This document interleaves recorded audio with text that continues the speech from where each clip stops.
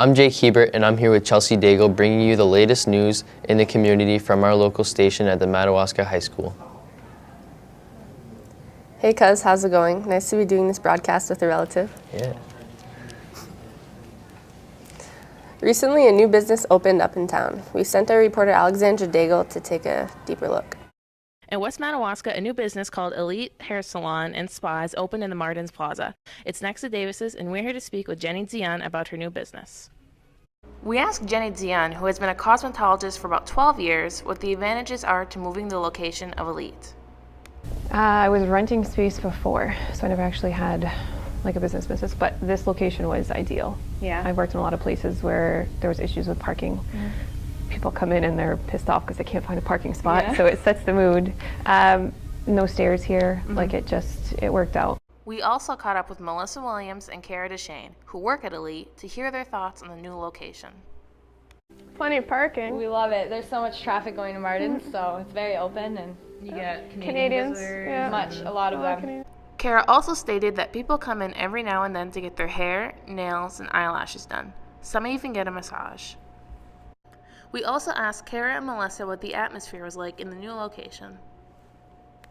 Wicked cozy, really Very comfortable. cozy and welcoming. Yeah. And we have a really good group of girls here. We get along really well. It's fun. So come check out the new location of Elite in the Martins Plaza. This has been Alexandra Daigle for WOWL, signing off.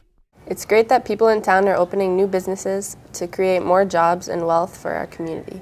Speaking of businesses, the ones in town continue to branch out using the internet as their next big step.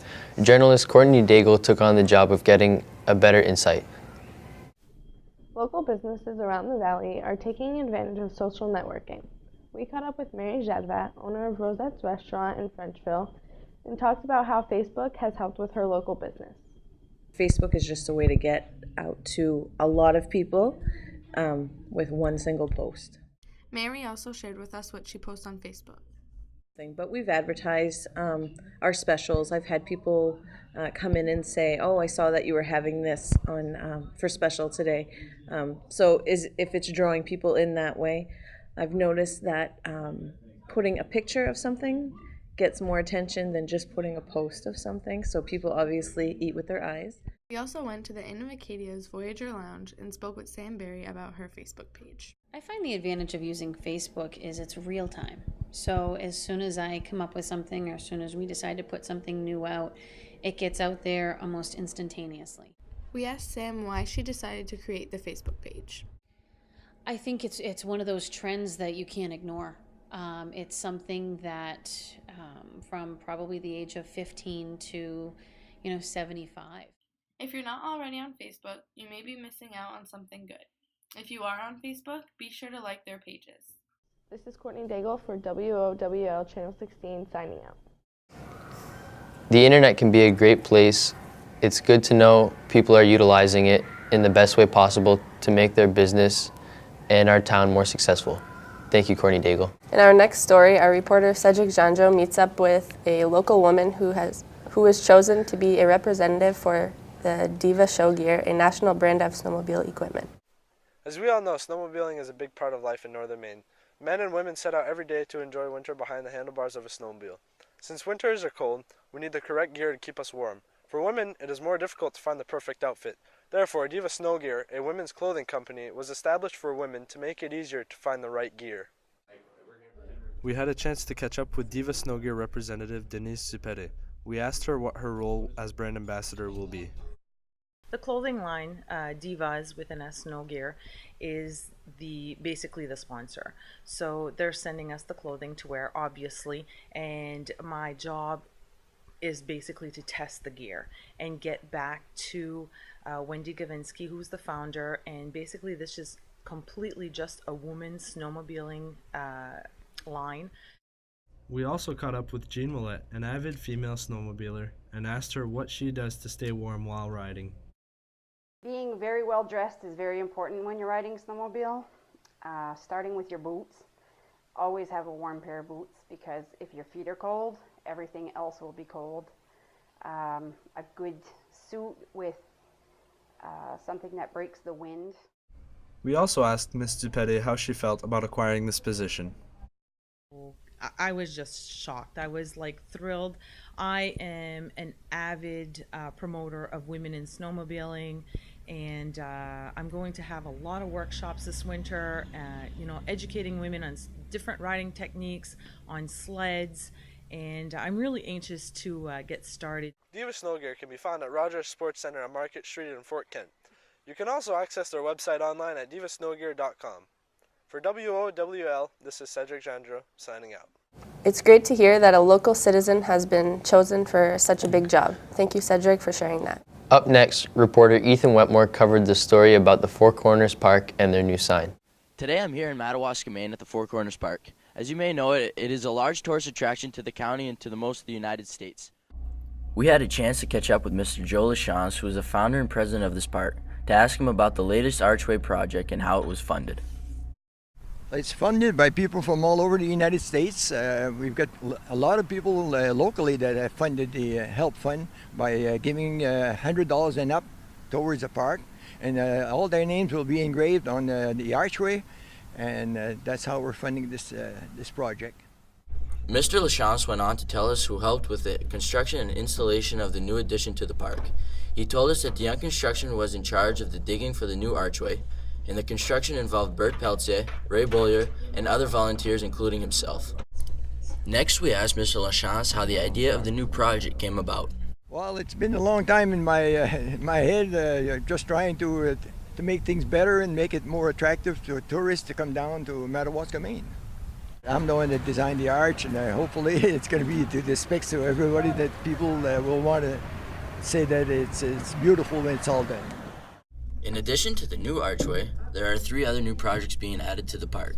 There's the Acadian Walkway that surrounds the perimeter of the parking lot. Then there's the Heroes Patches display, as well as a walkway up to the Fraser Mansion Bed and Breakfast. So next time you're driving through Madawaska, stop by to the Four Corners Park to see the new additions. Without Mr. Joe Lachance and the team, this park would not be possible. With Channel 16 News, this is Ethan Wetmore signing out. It's wonderful that Four Corners Park has been a great asset to the town and will continue to be. Thank you, Ethan. Yeah, I love to go to the Four Corners and always be able to see new improvements. Continuing on the topic of improvements in our community, Cole Janjo has a story about the new ATV snowmobile trail that has recently been created. Are you ready to get outside? Are your skis or snowmobile ready? Well, then you're in luck if you want to see some new scenery, cut down time, and make for a better ride. The new multi-use trail is going to be widely used for all 4 seasons of the year. We caught up with Mr. Colin Jandro to explain how this trail will be used. The new trail on 11th Avenue is going to be a connector trail to connect the west part of Madawaska to the east part of Madawaska, and it's going to allow for snowmobiles, ATVs, and non-motorized use to cross 11th Avenue to get to some other areas of town that have become pretty important. We also asked how this trail will tie into the existing trail system. Snowmobile Club made a major investment last year on what we call the KC Trail. This investment will now connect to the Four Seasons Trail system and will also connect to the ATV and snowmobile trail that is adjacent and actually running on Water District and Four Seasons property. So what does this trail mean to the trail users? It's going to just let me go right through the trails without going in the roads for too long. From my past experiences, sometimes I have to get across town, and the only way that you used to be able to do that, you'd have to go all the way up to Pelletier Road and then all the way back down. So now this trail effectively gets me across town without having to take the 10-minute ride. I'm really excited about this new trail. It's close to my house, number one, and I think that just taking off by the KC and heading through the woods would be awesome. Of course, with my dog Buddy and husband, and I think, you know, we spend a lot of time at the Four Seasons, so it's and what I like about it, I think it's a 1-hour walk, and to me that's doable, and so that's I'm excited. It's going to minimize the number of ATVs and snowmobiles having to use the streets in Madawaska to access trails. For WOWL, this has been Cole Jandro. Having easier access for our riders in town is essential and will attract more riders to our area. Thank you, Cole. I agree. As a rider, I know that trail will help me get around town. Do you find yourself wondering about the dangers of both teenager and elderly driving? Our journalist Sarah Hebert drove into this subject in an effort to unveil the truth about different ages and driving capabilities. Statistics show that overall, teenagers and elderly drivers are involved in far more crashes and highway fatalities than any other age group. So which age group is really the culprit behind vehicle accidents? For young and old drivers, the reasons behind the risk are as different as the people themselves. Teens struggle with inexperience behind the wheel and developing brains that might not accurately assess risks. Older drivers have plenty of experience and even tend to drive less, but age-related conditions can impede their driving ability. We talked with insurance agent Andrew Daigle and got his thoughts on how age influences driving abilities. But it's sort of like a pendulum. It starts out being very risky for the new operators, and then 5-10 years down the road they become much more experienced and safer operators. And what are his thoughts on elderly driving? As they get older, they don't see as well, they don't react as well, they don't move as well. We talked with Madawaska High School student Crystal Hebert and asked her what she thought was the reason behind unsafe driving regarding her peers. Mainly their friends. People always like, oh, go fast, papa atrás. It's just like people, they influence you, and sometimes the other kid thinks it's funny and thinks it's okay, but it's not safe. Motor vehicle crashes are the leading cause of death for U.S. teens. However, 10,000 baby boomers are expected to turn 65 every day for the next 18 years. By 2030, they'll represent 1 in 5 drivers and outnumber 16 to 19-year-olds more than 3 to 1. We also asked Crystal her opinion on elderly drivers. Sometimes when I'm in a rush, I feel like they're a pain, but they're probably driving slow because they know that it's safer and that that's what they should be doing. So regardless of your age, remember to take extra precaution when sharing the road with young and old alike. From WOWL, this is Sarah Hebert and Lindsay Greenlaw signing off. Thank you, Sarah, for the exceptionally informative piece. We leave you today with a nice story from Kazea Sear about the Madawaska National Honor Society and how they've been reaching out and helping citizens in our community. Juniors and seniors of the National Honor Society Committee at Madawaska High School have decided to take matters into their own hands, starting with a Sunday fundraiser at school in an attempt to raise money for a local cancer patient. NHS has also done many other successful things in town and in the valley for helping the community. They do a lot of community service such as the Penny Carnival and put many hours in at the CMA. We do a lot for the community, put in a lot of good stuff for the school. We do a lot of fundraisers, not only raising money for NHS itself, but for the community or people that are important to us or important to the community. We do make a difference. Every little thing that we do during the school year or even during the summer during community service makes a difference, whether it's small or big. Once a month, the NHS students visit nursing homes in town to interact with the elderly for their activity time, where they have lots of fun playing bingo or doing arts and crafts, as well as enjoying each other's company. Recently, we visited Mrs. Welch, the NHS advisor, and asked her opinion about the fundraiser. The need was there, and the desire to do something for the family of the staff member who has an issue with cancer was there, and everybody likes ice cream, and our ice cream sales have been successful in the past. And we even added brownies to our Sunday sale this time, so that was exciting. People liked that. NHS is an active and helpful group that can be beneficial to anyone.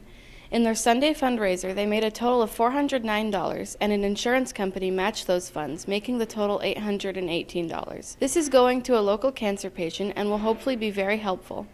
This is Kazea Sear, signing out. There you have it, students at Madawaska High School giving back to our community. That's all we have for today. I'm Chelsea Daigle. And I'm Jake Hebert. Don't forget to check us out on YouTube at Mr. Madtown Man. And remember, that's all one word, Mr. Madtown Man. Thanks for watching.